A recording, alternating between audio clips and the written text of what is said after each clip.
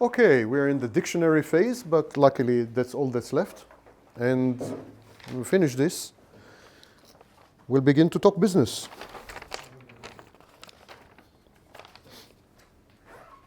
So, dead mother, sorry, not my invention. The insensitive psychologist who coined this term, dead mother or dead mother complex, what he was trying to do is capture the interaction between a child and a non-responsive mother. A mother who is not available, and when she is unpredictable, not sensitive to the needs of her child, not reacting properly, etc., etc. So he called it the dead mother. He said she is as good as dead, or as bad as dead, or whatever. He called it the dead mother complex. It's a shorthand for narcissistic, self-preoccupied, unavailable mothers. Sorry, who coined the term? I'm sorry? Who coined the term? I forgot. Oh, I forgot. me too. I've heard of it. Yeah, I forgot to do it. But if you, online, I relegated my brain to Google. Emotional dysregulation is the inability to regulate one's reactive emotions, emotions in reaction to events in the outside, to other people, and to internal processes. So emotional dysregulation simply means that you cannot regulate them well, and there are two types of emotional dysregulation: lability and impulse control, or lack of impulse control, actually. Lability is, we all know such people: hot and cold, up and down, depressed, ebullient. We're not talking about bipolar disorder, but, this kind of people. Lability typifies, characterizes certain cluster B personality disorders, most notably borderline personality disorder, but is quite common among certain types of narcissists. For example, the covert narcissist. So we have lability that's simply vicissitudes, ups and downs, and in effect, it can be conceptualized as a mini mood disorder, kind of a mood disorder. And then we have impulse control, actually more precisely, lack of impulse control. It's the inability to control one's impulses. Freud would be delighted, because Freud postulated the existence of the id, and the ego's constant need to control the id and to suppress the id and to channel the id and to regulate the id and what have you. And presumably these people are unable to do that. They cannot control their urges, their impulses. In the case of the narcissist, for example, we have narcissistic rage, which is an impulse control problem. But we have other impulse control issues, which we'll tackle later. So emotional dysregulation. Next concept is betrayal or trauma bonding. It is the very bizarre bond, very bizarre attachment that forms between a dependent and an abuser. Any dependent and any abuser. For example, attachment can and does form between abused and traumatized children and their abusers. Actually, shockingly, studies, especially recent studies, for example by McFarland, showed that children can bond healthily. Children can create secure attachments to abusive and traumatizing parents, shockingly. It seems that the important point is the predictability. If a child can predict the caregiver's behavior, even if it is abusive and traumatizing, it seems that it can form some kind of attachment, even secure attachment. So betrayal and trauma bonding are the bonding and attachment between victim and abuser, victim and victimizer. It is also known colloquially or popularly as the Stockholm Syndrome, because in 1971, there was a bank heist. There was burglars entered the bank, and they kidnapped 4 workers of the bank, 4 employees of the bank. And one of the employees was a woman. Actually, 2 were women, 2 were men. One of the 2 women bonded with one of the kidnappers, actually had sex with him, fell in love with him, called her mother and asked her permission to marry him, attacked the police on interviews via radio and so on, radio interviews, television. She attacked the police. She said the police were brutal, inconsiderate, and so on and so forth. Supported the kidnapper, demanded his release, and so on and so forth. It was a whole love affair encapsulated in several days. And that came to be known as the Stockholm Syndrome, colloquially. We are talking about trauma bonding. We need to bond with our abusers. We need to bond with our traumatizers, because that way we feel that we have some control over them. Attachment and bonding are about survival. The child bonds, the child attaches to the parent or the caregiver, because that way the child secures the caregiver's presence and the caregiver's services. And this is called proximity-seeking behavior. So the child develops proximity-seeking behaviors in order to attach to a caregiver, in order to secure the caregiver's presence and services. When the caregiver is not present, when the caregiver is absent or goes away, the child reacts with enormous anxiety. And this is what we know as abandonment anxiety or separation anxiety. When children are very, very young, before the age of 6 months, they do not form a representation of the caregiver inside themselves. They don't internalize the caregiver. More technically, they don't introject the caregiver. So when the caregiver leaves the room, as far as the child is concerned, the caregiver vanished forever. It's like the caregiver died. And this is known as object inconstancy. Problem with object constancy. So attachment and bonding, to encapsulate the whole topic, attachment and bonding are conditioning behaviors. These are behaviors that the infant develops so as to condition the caregiver to give him care. When the caregiver refuses to give care, frustrates the child, is absent, or is too self-centered to cater to the needs of the child develops two problems. Object inconstancy, the conviction that the caregiver is vanished forever, and of course the deadly fear, the mortal fear, because if the caregiver vanishes when you are 6 months old, you're in serious trouble. You're in deadly trouble. So the fear of death. And the second problem is abandonment anxiety or separation anxiety. Again, when you look at narcissists,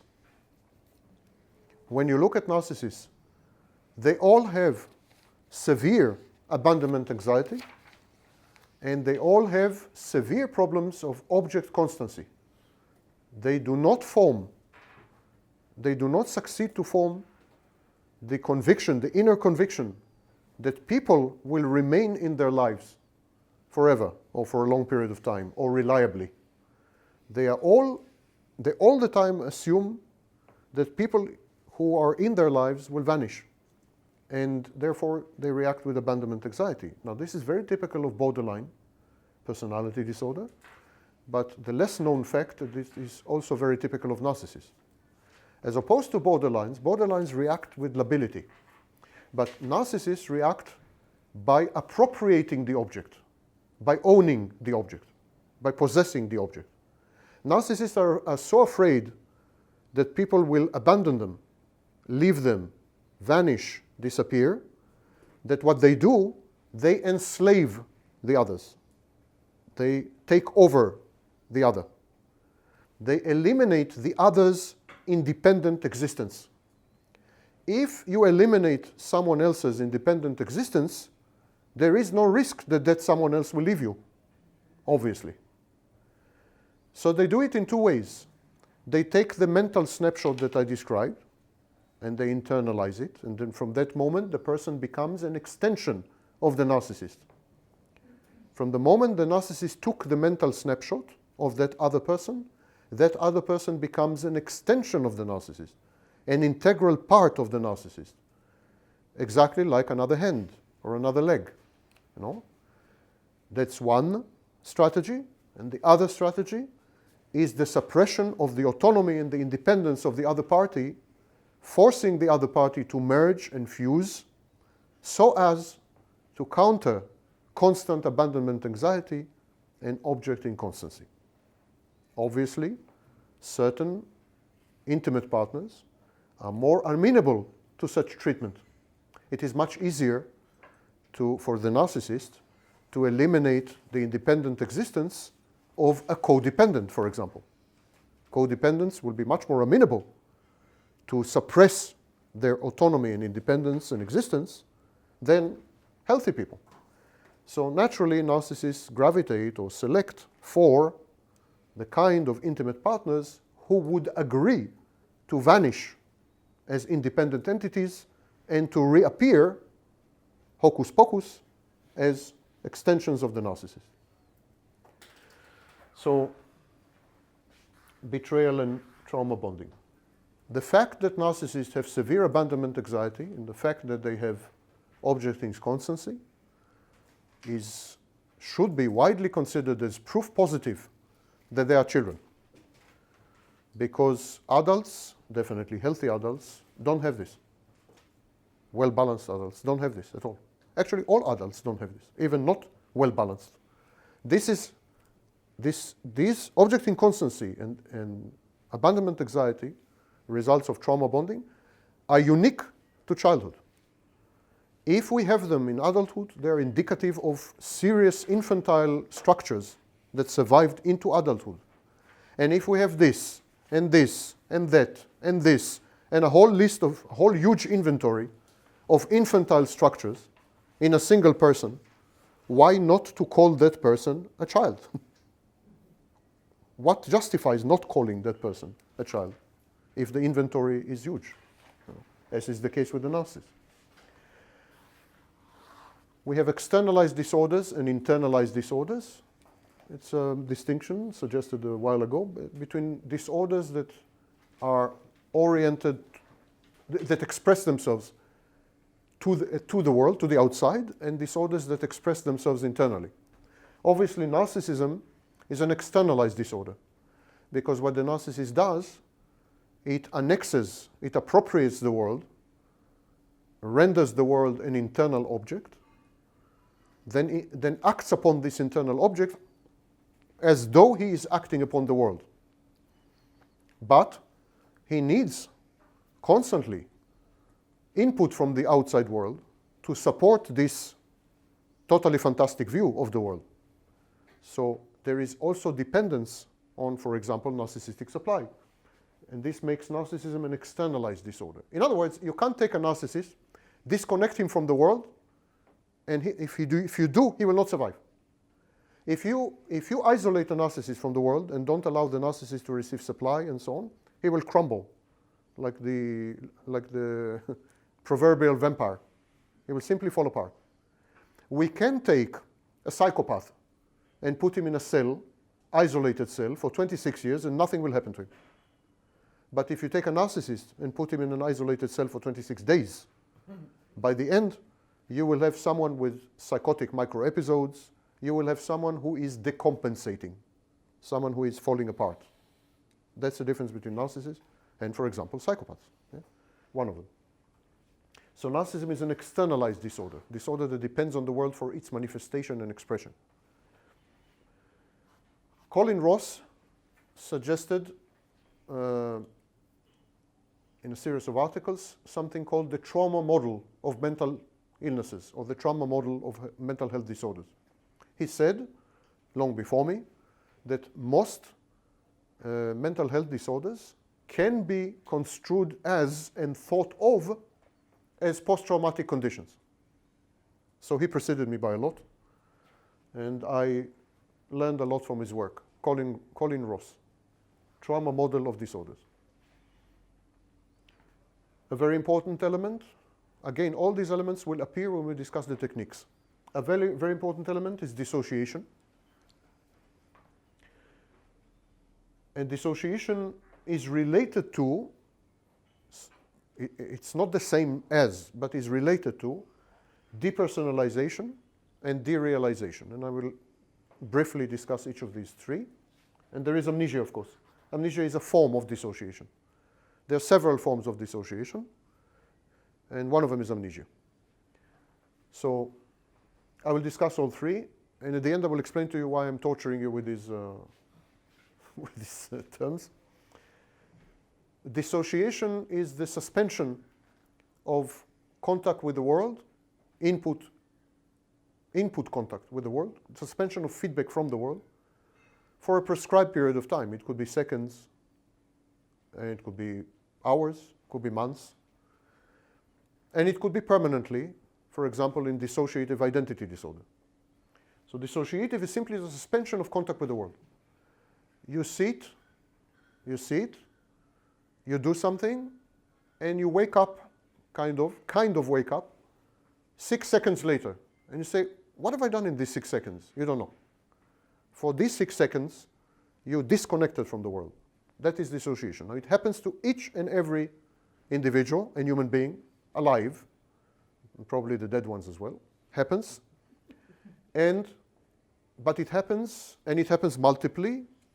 It was even described by Freud in his famous book, Psychopathology of Everyday Life. It happens to everyone, multiply, hundreds of times a day, but it happens for a split second. 1/2 of a second, 1 second, all the time. You are listening to me, I bore you to death, you dissociate. You dissociate. You heard the beginning of a sentence and the end of a sentence, what did you say in the middle? You dissociated. It's dissociation. If you dissociate more regularly for longer periods of time, then you have a dissociative problem. If you have amnesia, if you completely forgot memories that you should have had, that's a more serious problem. If you have fugue, where for weeks or months you lose your one identity and you develop another or leave another through another identity, that's even more, etc., etc. There are gradations of dissociation. Depersonalization is the feeling that you are not you, to summarize it, to make it very brief. The feeling that you are not you. For seconds or minutes or hours, you feel that you are not you.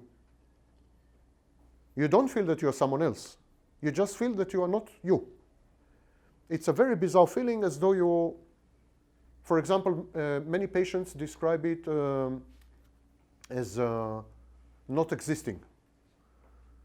Not existing. It's difficult to verbalize it. It's simply not being you. You are fully aware, you're fully functional, you can drink tea and listen to seminars and so on, but for a period of time, you don't feel that you're yourself. You don't feel that you're someone else. That's another disorder, it's called Cotard. You don't feel that you're someone else, but you don't feel that you're you. Derealization is you feel that you are you, but you feel that that reality or the environment is not real. Narcissists constantly say that they feel that their life is a movie, and like they are actors in a movie, like they are watching a movie. This is derealization. Narcissists, if you interview narcissists, many of them, if not all of them, will constantly say that my life is like a movie. I'm watching it, I'm acting in it, I'm participating in it, but I'm not really involved. I'm detached. I'm like an observer. I'm like someone in the audience. And sometimes I admire the actor, what he's doing, and so on. It's very bizarre. And it's derealization. Now, narcissists have all three. And altogether, I personally call it the discontinuity problem. Narcissists are discontinuous. They are not one. They don't have one continuous existence with memories that connect this existence, with the glue that holds this existence together in a linear fashion.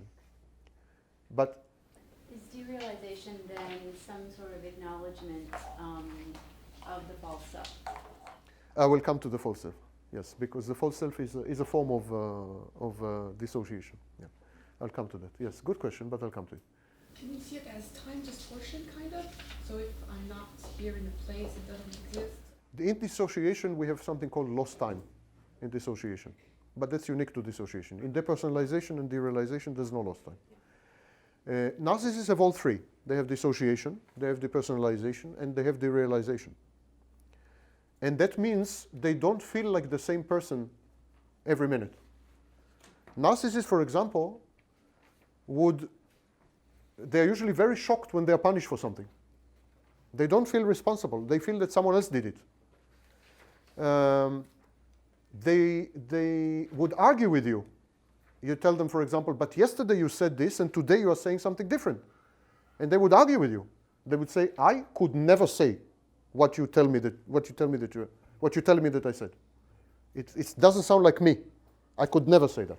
You know. And they are also discontinuous in terms of acting memory, in terms of the kind of memory that retains personal identity. So they have, in other words, to summarize, severe identity problem. Narcissists have very severe identity problem. Now, victims are using a term in the mid-90s, 1995, I borrowed a term from a movie, Gaslight, and I called it gaslighting. So 10 years later, it became a mantra. So victims walk around and say, he's gaslighting me, he's gaslighting me. Well, sometimes the narcissists, of course, are gaslighting. Sometimes they are knowingly distorting reality and making the other party feel that she's crazy, or she doesn't know what she's talking about, or she's lying. And this is gaslighting. Gaslighting is intentionally making your intimate partner believe that he or she is crazy, losing it, etc. But many of the times, a lot of the time, the narcissist actually is not gaslighting. He really does not remember. He has already constructed an alternate reality, a virtual reality, a new reality, which has nothing or very little to do with his previous reality, and so on. Indeed, cold therapy borrows techniques, as you will see, borrows techniques from the treatment of multiple personality. Actually, when I say that pathological narcissism is a post-traumatic condition, I am also saying that all the reactions to trauma exist, including the fragmentation and fracturing of the self. You can easily consider the existence of a true self and a false self as multiple personality, as dissociative identity disorder. Pathological narcissism can be reconceived, reframed, and redescribed as a form of multiple personality, is a form of dissociative identity disorder. Therefore, cold therapy borrows techniques from the treatment of multiple personality in order to integrate the narcissistic personality. And we will discuss it much later, and that's a very interesting part of cold therapy, my favorite part of cold therapy, because as you will see, the false self is used in a very, I think, interesting and creative way to integrate the rest of the narcissist. But dissociation and dissociative identity disorder and multiple personality, they are reactions to trauma. If narcissism is post-traumatic condition, why not have multiple personality? Why the self not to break apart? Of course it breaks apart. Of course it breaks apart. Hence, the false self. Finally, developmental trauma disorder is a new concept, very new, and very appealing. Actually, what I'm suggesting actually is to consider pathological narcissism as a developmental trauma disorder, as you will hear. I will just find it and read it to you. I thought the original text is much better than anything I could say, so I will read to you the original text.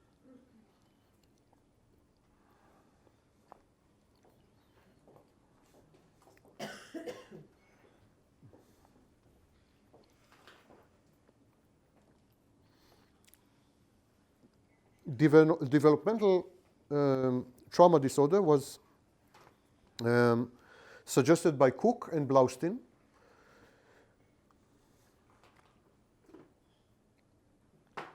They wrote a series of articles between 2003 and 5, but they did not come up with developmental trauma disorder. That's a new development from 2010. And here is how they describe developmental trauma disorder. In developmental trauma disorder, there are problems with relationship boundaries, lack of trust, social isolation, difficulty perceiving and responding to others' emotional states, and lack of empathy. Sensory motor developmental dysfunction, sensory integration difficulties, somatization, and increased medical problems. Poor affect regulation, difficulty identifying and expressing emotions and internal states, difficulties communicating needs, wants, and wishes in an effective manner. Amnesia, depersonalization, discrete states of consciousness with discrete memories, affect and functioning, and impaired memory for state-based events. Problems with impulse control, with aggression, pathological self-soothing, and sleep problems.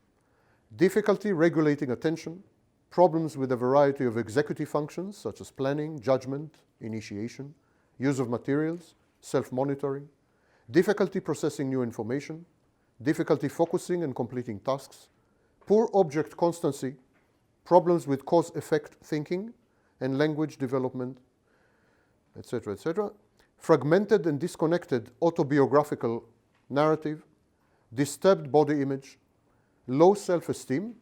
I know that you are smiling, but low self-esteem is at the core of narcissism. Excessive shame and negative internal working models of the self. This is an excellent description of narcissism. Where did you find it? It is in the article by Cook and Blaustein. Did you put it in the USB? No, you can find it online. Okay? It is called developmental trauma disorder. The idea of Cook and Blaustein is that children who are exposed to trauma as adults develop to be this kind of adults. But when I read it, I said, this is narcissism.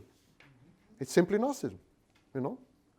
So if this is narcissism and also a trauma disorder, and that gave me the original idea in 2010 when I read the article, the original idea to start with cold therapy. That's how it started. Okay?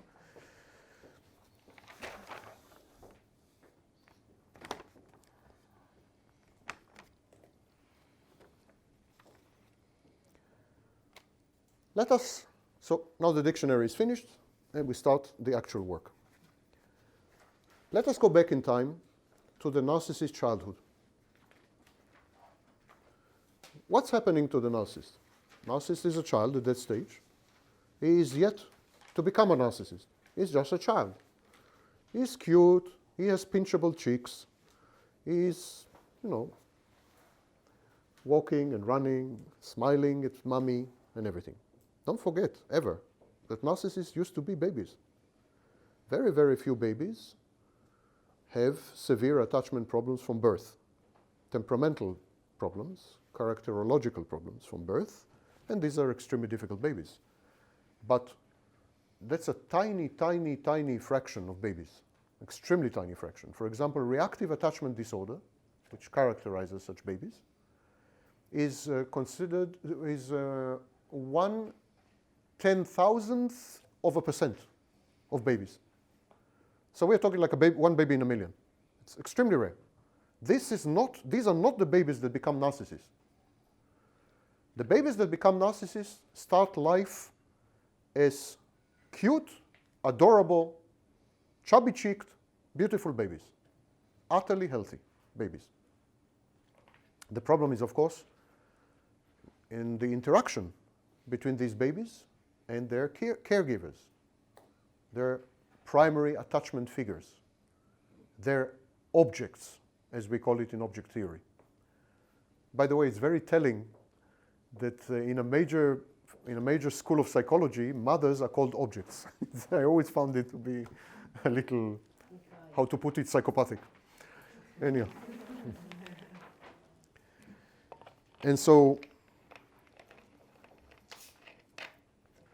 the problem is this. The child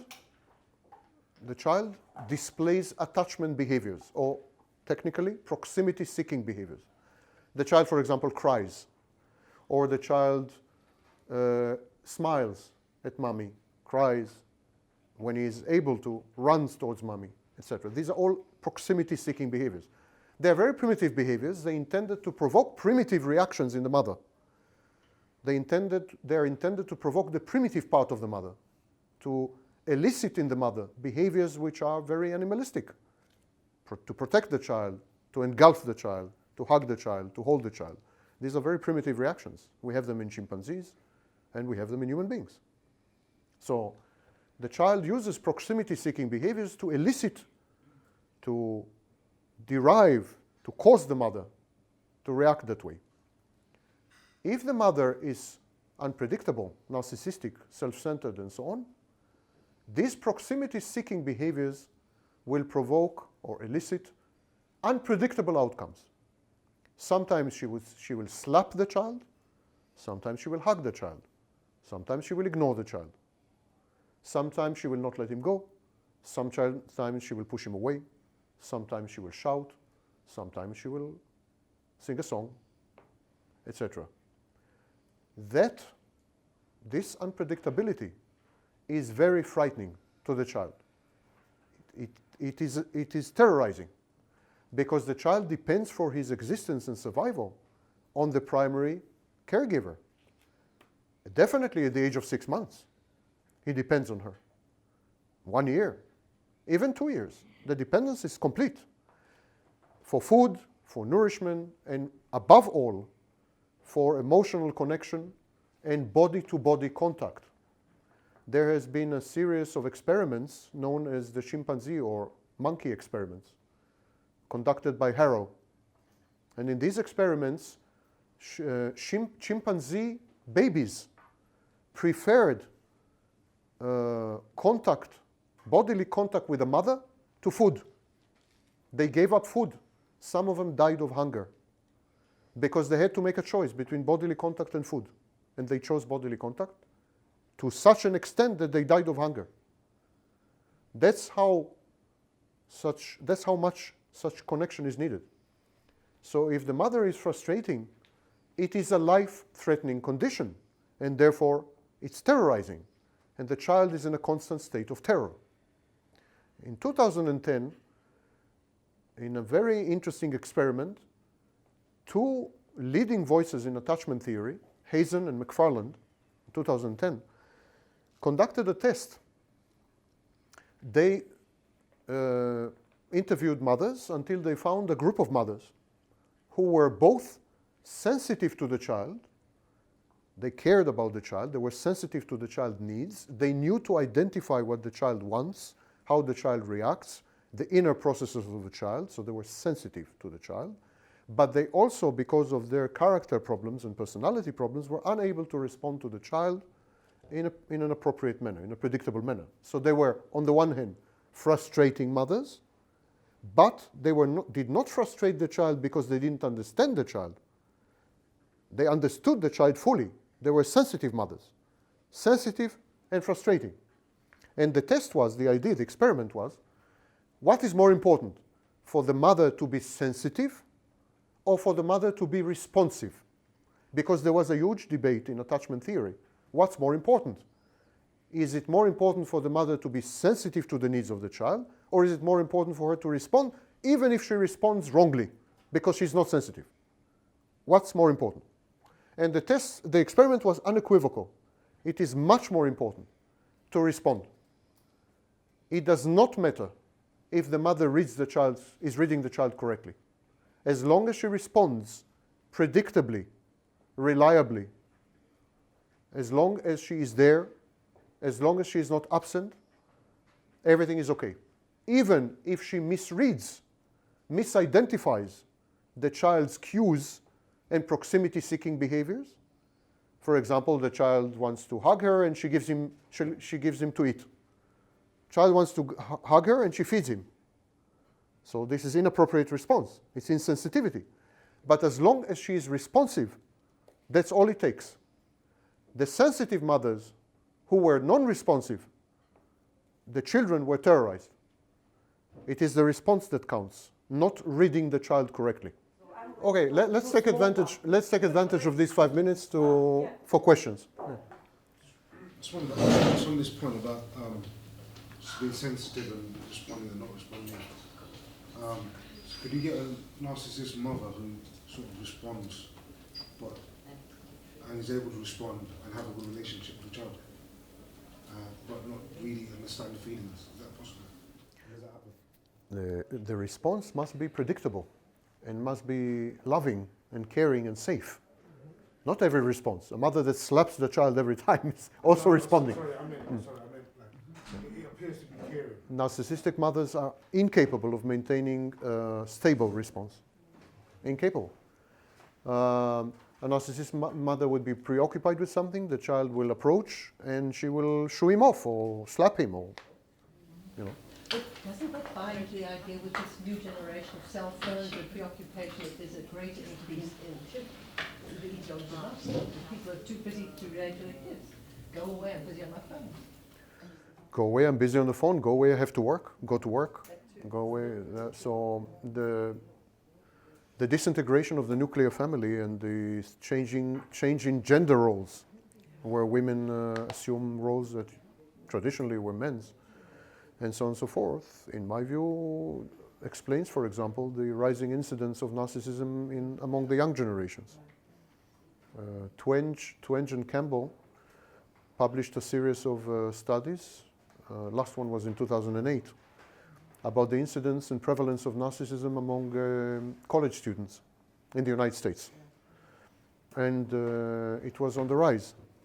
I think one of the reasons it's on the rise is that women, however well-intentioned and however well-meaning and however healthy, including healthy women, are simply absent by definition.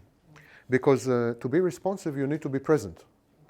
And if you're absent by definition, because you have to go to work, simply, and the child is raised by a nanny or in a daycare center or whatever, that in itself is traumatizing. That in itself is a problem. So, yes, our modern society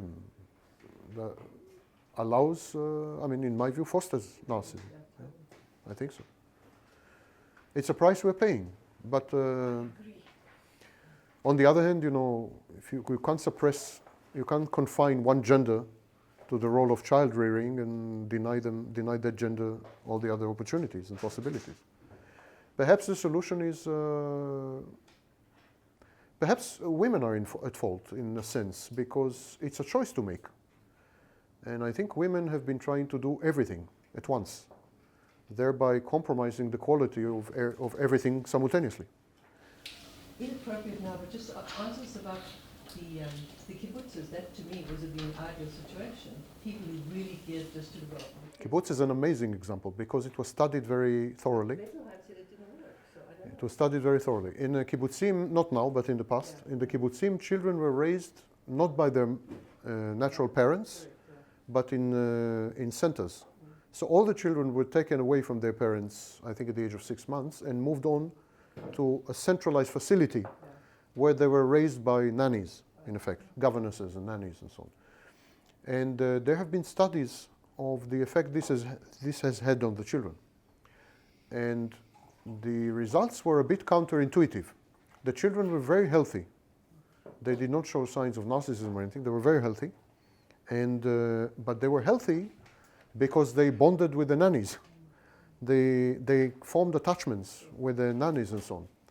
And when the parents visited them, which was once a week, they formed, and the parents, because it was limited in time, were able to dedicate full attention to behave predictably, and so on and so forth. So also the parents were okay. They were, in other words, exposed only to positive attachment figures, to the nannies in the center and to the parents once a week. So they didn't have negative attachment figures in their lives. So the kibbutzim is an exception. But generally, I think women, if they want to have a child, should realize that this is a choice they're making, and it requires some trade-off or sacrifices. And perhaps not all women should have children, because we have come to develop this myth that all women should have children, and perhaps Men told you that this is a determinant of your femininity. This is a male thing, not a female thing. Women adopted the male point of view, internalized it, and came to identify themselves with it. But it's utterly male chauvinistic view that bringing children to the world is what makes you a woman. You know? And consequently, women are trying to do too many things at once, I think, and are not doing any of them well. And it's a mess. As far as the young generations, it's a mess. Anyhow, any other questions? Okay. Yo quiero preguntar algo, pero en español. ¿Alguien lo puede traducir? Yeah. Sí. Yes, please. Ok. O sea, el problema en lo personal no puede permitirse una vida de narcisista como psicópata o psicópata, o vivir como psicópata, no importa, pero sin dañar a nadie, que se joda él mismo, no a otras personas. Sin dañar. Sí, sin dañar a nadie, no hurt anybody, pero no a otras personas. Y todos pueden ser narcisistas y psicópatas y yo no tengo ningún problema. If they don't harm others. Do you If they understand? don't harm others, exactly. Okay. If you find an island and put all the narcissists and psychopaths on that island and they don't hurt anyone, yes. Si But- encuentras una isla y metes todos los narcisistas, si encuentras una isla, pones todos los narcisistas y psicópatas ahí y no hacen mal a nadie, está bien, pero No, don't worry. no pasa así. But this is not the reality. No es la realidad. The reality is that narcissists and psychopaths are everywhere, Están en toda parte. and they are harming others. But Están But- haciendo. there is another issue. Narcissism is not good for the narcissist. Narcissism is a problem for the narcissist. Narcissists are, for example, incapable of being happy. They have functioning problems. They don't function well. They are very self-destructive. Ultimately, even if they have achievements and accomplishments and they succeed, ultimately they destroy everything. They have difficulties in intimate relationship. Even if they don't harm the intimate partner, they have difficulties in the relationship. So narcissism is a problem for the narcissist, not only for other people. So that is why we are trying to develop ways of helping not only helping society, but helping the narcissist himself. So you remember Hazen and McFarland, 2010, made the discovery that it's not very important for the mother to be sensitive to the child, to read the child correctly, the child's needs and so on, child's cues, but it's far more important for her to be responsive in a predictable, linear, stable manner. And of course, lovingly, not by slapping the child or anything. Yeah? So, here is their conclusion. When alarmed, the child seeks proximity to a caregiver and to its safe base.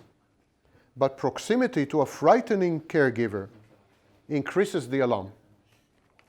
That's a very important insight. What is happening in narcissism?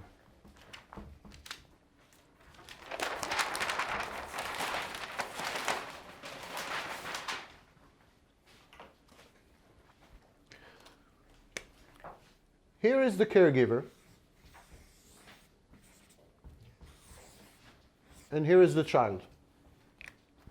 So the child uses proximity-seeking behaviors to provoke the mother, or to elicit from the mother behaviors which would form the attachment pattern. So the mother would feed him, hug him, kiss him, coddle him, you name it. This forms an attachment, a bond between the child and the mother. By the way, on a biochemical level, it's a pity Claudia is not here right now, but on a biochemical level, when mother and child interact bodily, when they touch, when their skins touch, for example, there is a release, a cascade of hormones, which are released in the mother. and which cause her to bond. The only other time there is an identical cascade is when the mother climaxes sexually with a man. So it's actually a sexual experience, complete sexual experience. Oxytocin is one of them. It's a cascade. We are talking about well over 20 hormones, starting with the hippocampus and hypophysis and so on, and going down. It's a cascade, and it happens only on 2 occasions in the mother's life. When she is hugging her baby and has skin-to-skin contact, and when she is having an orgasm during sex with a man. So clearly, the picture is clear. It creates very strong attachment and bonding between the child and the mother. When the caregiver is frustrating, is not predictable, let alone not loving, but is a minimum, not predictable, self-centered, unreliable, unstable, and so on and so forth, there is terror. The child begins to be afraid of the caregiver. It's a very frightening situation because, as I said, the child depends for his life on the caregiver. So the child is terrorized. Now the child has 2 options. He can continue to approach the caregiver, and for a while the child does it. He continues to approach the caregiver again and again and again. It's very difficult for the child to give up on the caregiver. It's almost unheard of. So the child tries again and again and again.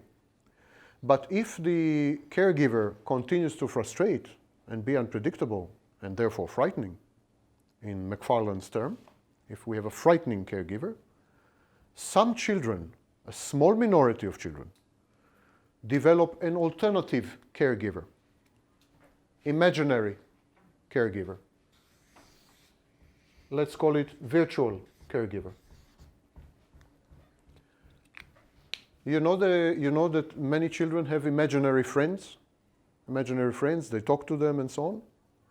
So similarly, when the child cannot have, despite all its efforts, despite all the behaviors, despite all its cuteness and what have you, the child cannot secure the affection and the love of the caregiver, some small minority of children generate a virtual caregiver, imaginary caregiver. This caregiver has two functions. One, to love the child, but it has another function. One is to love the child, and therefore to vitiate or eliminate the need for this caregiver. But it has another function, to protect the child. To love the child and protect the child. And it protects the child in a variety of ways. We will not go into it right now, we'll go into it later, but suffice it to say that it has a protective function. But how can an imaginary caregiver protect the child? How can he protect the child? He has to be, the imaginary caregiver has to be more than the original caregiver. The child idealizes the child idealizes the mother. For the child, the mother is perfect, omnipotent, omniscient, infallible. Yes, that's how children see mothers until, much later, but at the beginning, that's how they see mothers. So, the virtual caregiver should protect the child from the real caregiver. So the virtual caregiver should be more than the real caregiver, clearly. Because if it is not more than the mother, then it cannot protect the child from the mother. So the virtual caregiver should be everything the child is not. The child is small. The virtual caregiver is big. The child is helpless. The virtual caregiver is omnipotent. The child doesn't know why mother reacts this way, cannot read the environment properly. The virtual caregiver is omniscient, knows everything. The child is hurting, in pain. The virtual caregiver cannot experience pain, is invulnerable, has no vulnerabilities, no pain, no hurt. In other words, no emotions, etc., etc. So the virtual caregiver protects the child by having a list of qualities, certain qualities, omnipotence, omniscience, omnipresence, by the way, and so on and so forth. And when you look at this list of qualities, what comes to mind? The false self. Who? The false self. The false self, of course. But what comes to mind when you say God? Yes, it's God. This is God.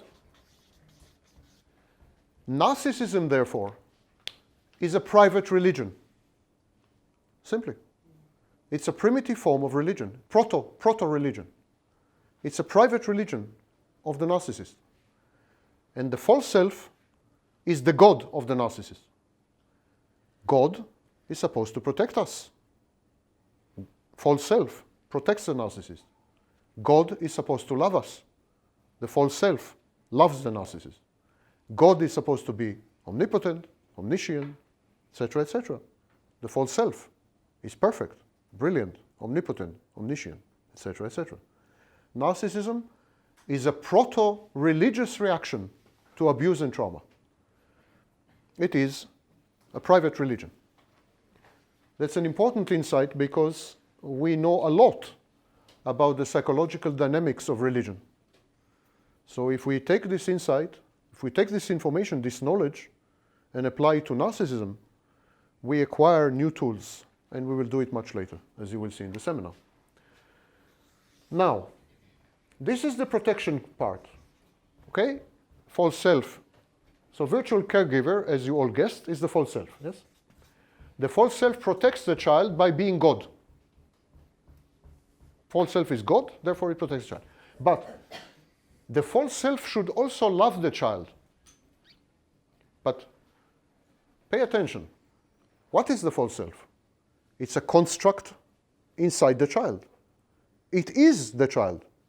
So we are talking about narcissism in the most basic and classical sense.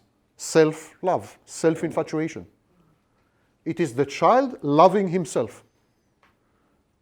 In object theory, we say that if the external object frustrates, the child reverts to the internal object, in language of object theory. Yes? So the child begins to love himself because no one else will love him. No one else will love him, and he begins to love himself. But there is a difficulty in this. There is a serious difficulty because the child believes that he is a bad object, worthless object. Let's retrace. Let's go back for a minute. I'm a child. I want my mother to love me. She doesn't. She rejects me. She pushes me away. She frustrates me. How do I judge the situation? How do I interpret the situation? I can say mother is bad. Mother is bad. It's a bad mother. But this is not an option available to a child. Not available to a child. I therefore can only say, I'm bad. Mother is right not to love me. Mother is right to push me away.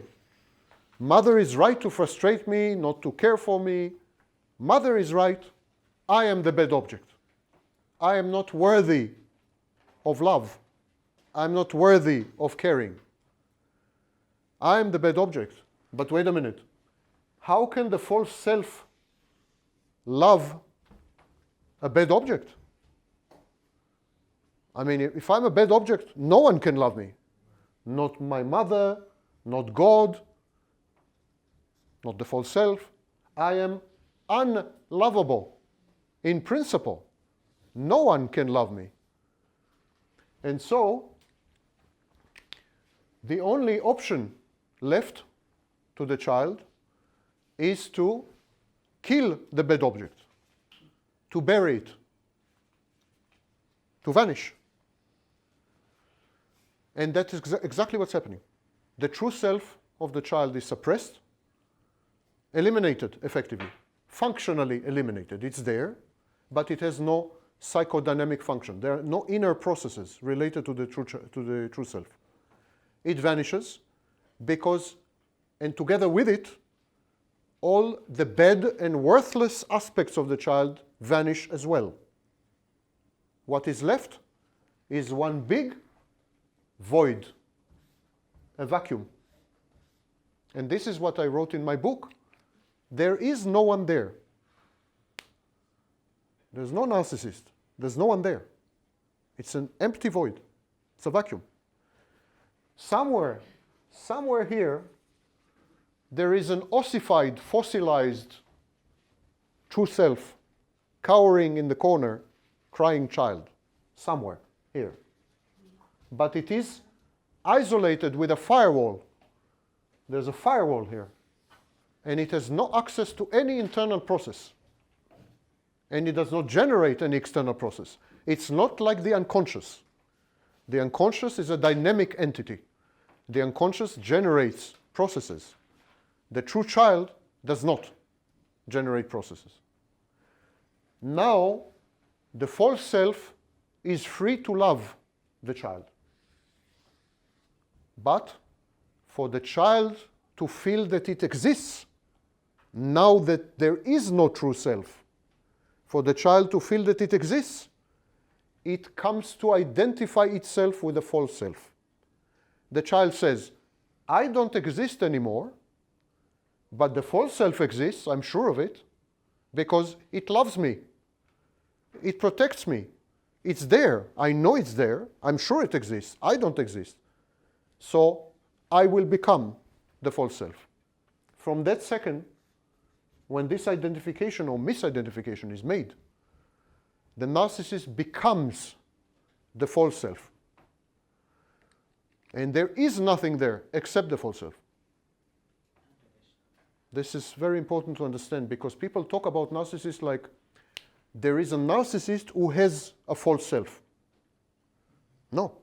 There is a false self who has a false self. I mean, that's it. There's a false self, period. There's nothing there. The aim of cold therapy is to demonstrate to the narcissist that even if we eliminate this, he will experience existence. But we'll come to it later. In this sense, cold therapy is an existential therapy. But we'll come to it later.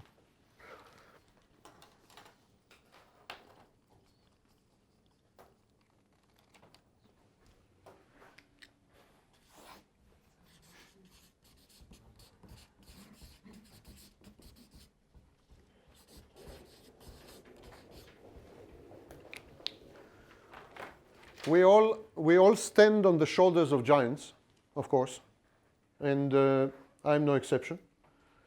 So, stand on the shoulders of giants. I didn't say I'm a giant. I said I'm a midget. I'm standing on shoulders of giants. So, in 1985, a seminal paper was published by Foa and Kozak, and immediately the academic establishment, they were professors, yes, I mean they were part of the academic establishment, but the academic establishment attacked them, suppressed the paper in effect, suppressed in the sense that they will not cite them and so on, suppressed the paper in effect, and almost immediately in 1990 there was another school that came into being just to counter what Foa and Kozak said. There was a war between 85 and 93. There was a war between Foa and Kozak and the others won. What Foa and Kozak suggested in 1985, and I think it was a brilliant insight, in my view, is that the only way to treat victims of trauma and abuse is to traumatize them and abuse them again. And then to show them, or to demonstrate to them, that even though they are being traumatized and abused, nothing happens. They survive. They're okay. Foa and Kozak said that once you re-victimize, re-abuse, re-traumatize the victim will come to understand that abuse and trauma can be endured, can be survived. And immediately, the magical properties of the trauma, the mythical dimensions of the trauma, the personal mythos generated by the victim will collapse. And so this generated, of course, a firestorm. Everyone said that they are, crazy and it's a dangerous method and this and they were attacked. And you cannot find Kozak and Foa literally vanished.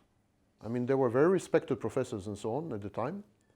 There is a sequence of publications from 73 to 85, but after 85, they were almost denied, I mean, they were denied access to academic journals and so on, just because they dared to suggest that perhaps if we re-victimize and re-traumatize victims, we will solve the problem. So don't let anyone tell you that academe is a place for free speech. It is a place for free speech if you agree, but not if you disagree. Anyhow, what is the aim of re-victimization? And before I continue, as you probably all of you know, many of you know, cold therapy is founded, the operational principle of cold therapy is to re-traumatize the narcissistic patient, to force the narcissistic patient to go through the very traumas that created the false self in the first place. But it is done in a very special way, and truly very special, because that's not available in any therapy. And it is done in a, I don't know which word to use, cruel, daring, in a way that creates a lot of questions and a lot of doubts, and a lot of suspicion. And I will come to it later. At this stage, let's talk about re-victimization. Re-victimizing or re-traumatizing the victim has usually three outcomes, according to Foa, Kozak, and numerous other studies, by the way. That is agreed on the entire profession. Re-traumatizing has three very favorable outcomes, very good outcomes. First, it helps to resolve early childhood conflicts. What happens in re-traumatization? You had a trauma as a child. You now go through this trauma again. And when you had a trauma as a child, you could not resolve the trauma because, for example, mother was frustrating. There was no one to talk to, no one to negotiate with. You were not in position to negotiate. And mother was a frustrating object, so you couldn't resolve the early trauma. But now if you go through it again, for example, the therapist can be your mother, and you can resolve the early trauma. The outcome of the trauma this time will not be the same as the outcome of a trauma in your early childhood. So resolution of early traumas. It achieves closure. Re-traumatization achieves closure. And perhaps most importantly,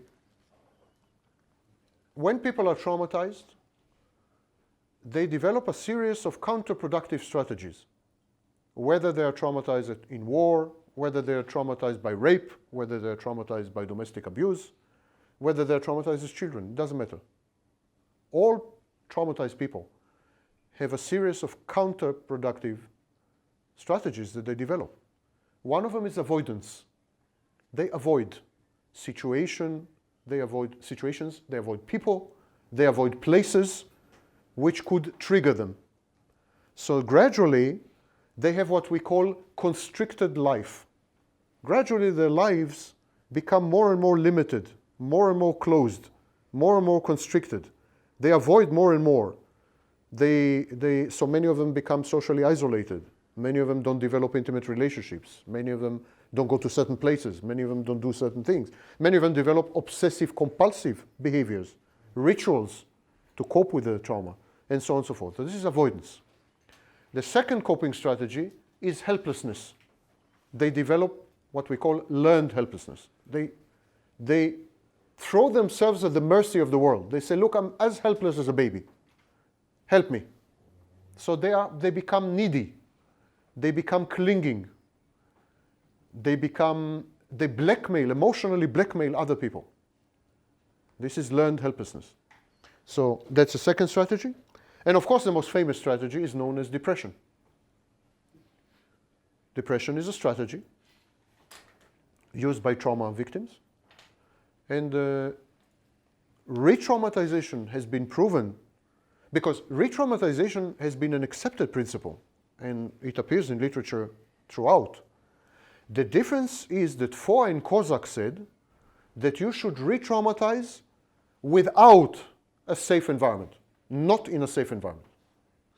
And all other schools say that you should push the trauma victim to experience the trauma, but in a safe, holding, engulfing, encompassing environment where the patient feels accepted, loved, cared for, etc. So the idea is that the therapist should create a safe environment for the victim, where the victim can then re-experience the trauma, express himself about the trauma, reframe the trauma, give it a different meaning, and thereby recover. Foy and Kozak said, no, the patient should go through a trauma, period. And that it's not the therapist's job to create a safe environment. He should not. And that was a big debate. Yeah? And they lost. But are we talking about an event-specific trauma or an interpersonal dynamic trauma? All types of trauma. Kozak mentioned war, domestic abuse, all kinds of trauma. Right, but as it pertains to cold therapy, are you referring to creating that? Oh, we'll come to it. specific type? What constitutes trauma? Because the first thing in cold therapy, we have to identify the trauma. So we'll come to it when we discuss trauma identification. You look very nervous. You look very nervous. Yeah. You knew it was coming, didn't you? So retraumatization is a currently used technique all the time. It's not new. But it is used in safe environments, safe holding environments.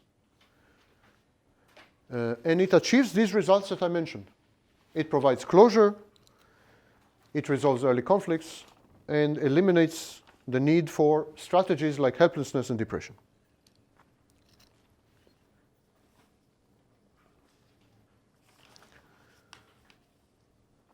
The difference between current uses of re-traumatization and cold therapy, and now at this stage I'm not going into what constitutes trauma, we'll come to that. By the end of the seminar, you will know everything there is to know. So, but what cold therapy does that current re-traumatization protocols do not do is that, first of all, in cold therapy, we re-traumatize the patient, but in a controlled manner or a tiered manner. There's a kind of escalating hierarchy. And in that sense, cold therapy is very similar to exposure therapy. It's a little like exposure therapy. So there is a hierarchy, and we traumatize the patient or re-traumatize the patient in a tiered or controlled way. And I call it stressing or trauma simulation. And then the second thing, which will traumatize most of you, I assume, is that cold therapy definitely generates a hostile, non-holding environment. And it does so using specific techniques. Of course, it's not a wild, savage environment. It's not a jungle, you know. But it's definitely a hostile, non-holding environment. There is a series of techniques, which I will talk about, discuss, which are aimed at traumatizing the patient in an environment very close or very similar to the original environment where he was traumatized.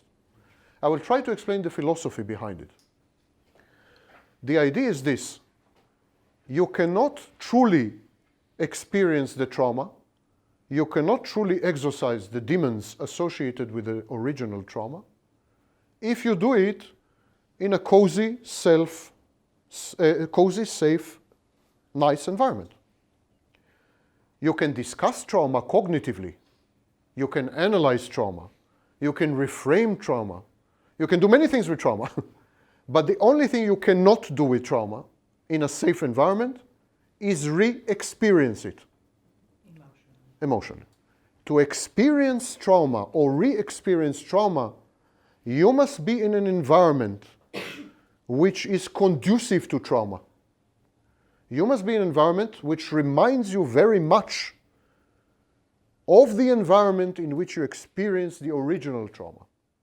And I think there's a lot of confusion in current trauma therapies between meta-trauma, discussing the trauma, analyzing the trauma, reframing the trauma, the language elements of the trauma, meta-trauma, and the trauma. I mean, I can sit with Holocaust survivors and discuss the structure of Auschwitz and how many SS guards and horrible things that they have seen and how they worked in the crematoria and I mean, and it will be heartbreaking and it will be shattering and so on, but it will not be Auschwitz. Never, ever. Not if the environment is safe and so on. If I have to treat Holocaust victims, I will take them back to Auschwitz and put them in barracks. There, the chance of re-experiencing the trauma is absolute. Now, on purpose, I used a very extreme example because I wanted to radicalize you. I wanted to provoke emotional reactions in you and thoughts. But this does not detract from the content of what I said. Trauma can be experienced only in traumatic environments. It can be discussed in non-traumatic environments.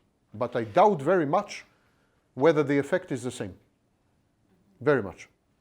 If I sit with a therapist on Fifth Avenue and he has cozy ambient music and plush carpets and very nice fans and decorative cupboards, and we discuss my trauma with, and I'm in the three-piece suit and we discuss my trauma, I don't think it will have the same emotional resonance or impact or results or outcomes as if I am traumatized, if I'm in a hostile environment and the therapist is hostile to me, as my mother was hostile to me, and I'm in an absolutely traumatizing ambience. I think there my chances of going through the trauma truly are much higher. Of course, needless to say, this is a very dangerous method, to borrow from the movie. Yeah? Needless to say, there are suicide risks in some cases. Needless to say, the whole situation must be expertly managed. But that we need to expertly manage something doesn't mean that we should not do it. Because we have abreactions in psychoanalysis as well. Actually, the first trauma-based therapy was psychoanalysis. The foundation of psychoanalysis, the belief, the philosophy of psychoanalysis is that people are who they are because they have been traumatized. And the aim of psychoanalysis is to bring the trauma to the surface and to create abreaction. So that's the first trauma therapy. And there have been numerous documented cases of people who reacted very badly to psychoanalysis at the beginning, when they didn't know how to control yet. Reacted very badly to psychoanalysis and so on because they re-experienced the trauma. If you read transcripts of the initial psychoanalysis sessions, transcripts by Freud, proto-transcripts by Bleuler, transcripts by Jung, if you read the Ferenczi, if you read the initial transcripts, you see that actually psychoanalysis at the very beginning was very hostile.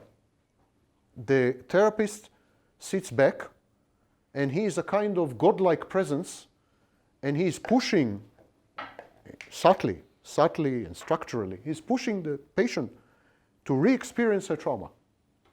So trauma-based therapies are not new, and even hostile environments are not new.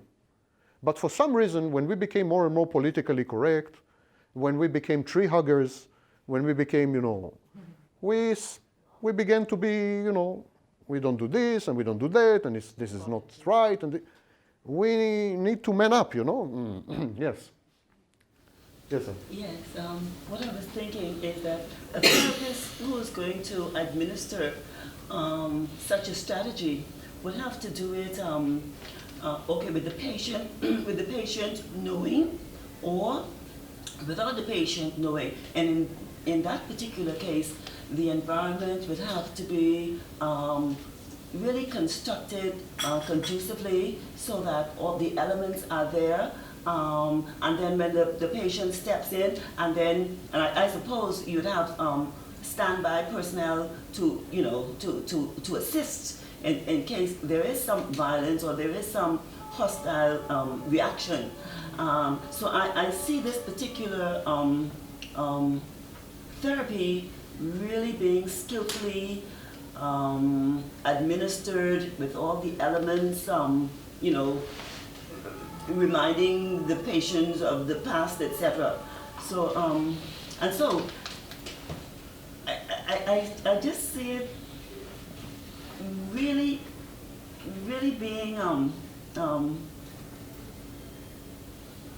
well, I guess gross. Too radical. Yes, you know, raw. You know, so the expectation then can be anything.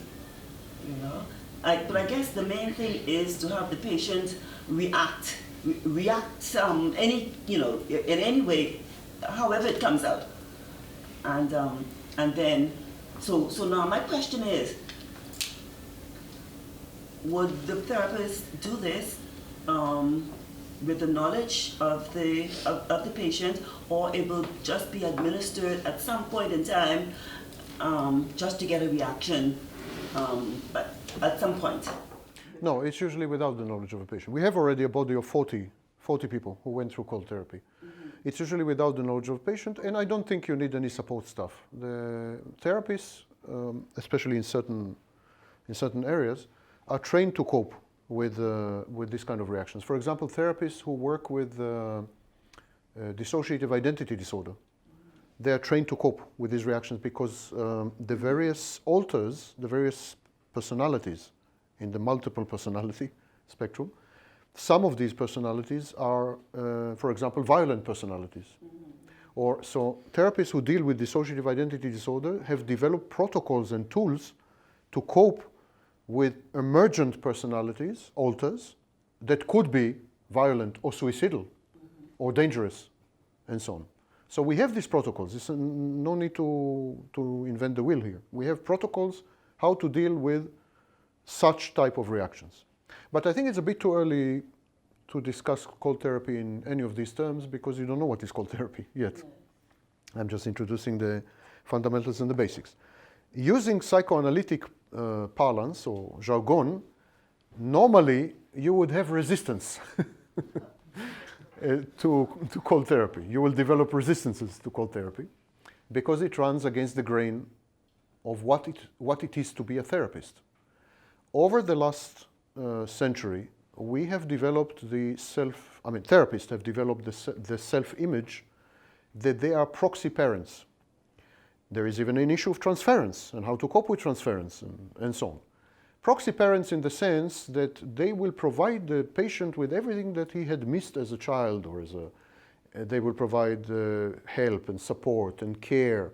So psychotherapy had become a caring profession. A profession of caring, a profession of love, a profession of empathy, and so on. I think this is a cultural thing. I can point to cultures in the world, and I have lived in many of them. I've lived in Africa and so on. I can point to cultures in the world where the healer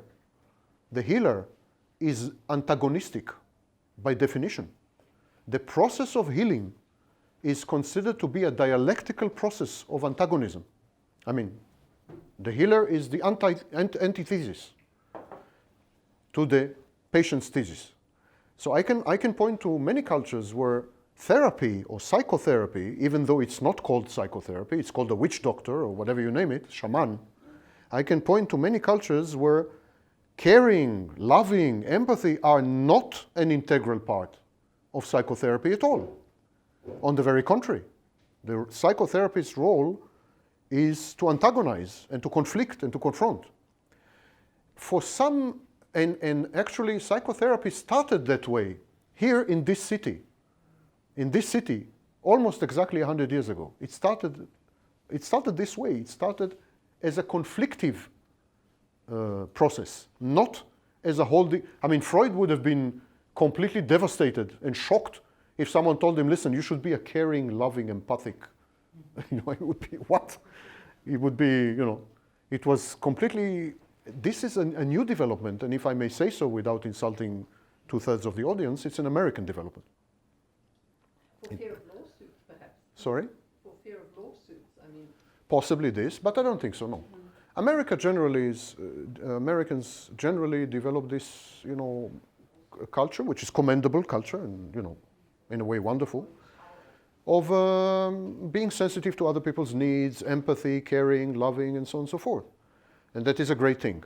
But for example, it's a very bad thing if your surgeon would hesitate to cut you open because he has empathy and I don't know what, you know.